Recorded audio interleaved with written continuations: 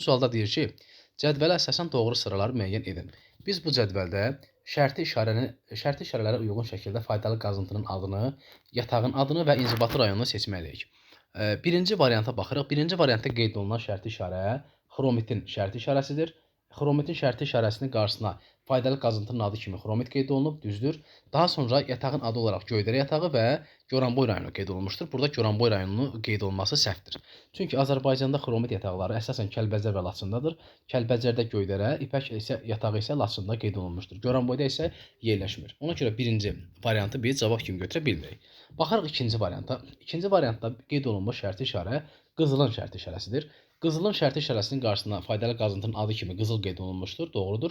Verjinal yatağı var. Təbii ki, Azərbaycanda qızıl yataqlarından verjinal yatağı var, amma verjinal yatağı Zəngilanda yerləşir.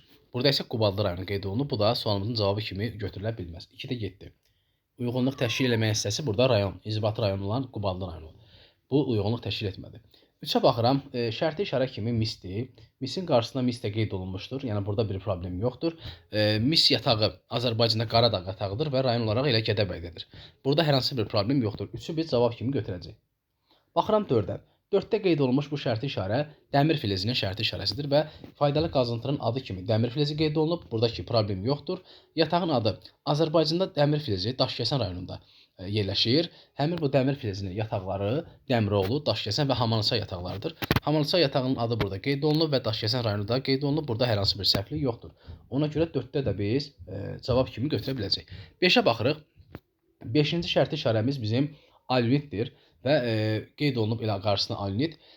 Burada alunit yatağı Azərbaycanda zəylikdir. Zəylik yatağı yerləşir Daşkəsəndə. Burada da hər hansı bir problem yoxdur.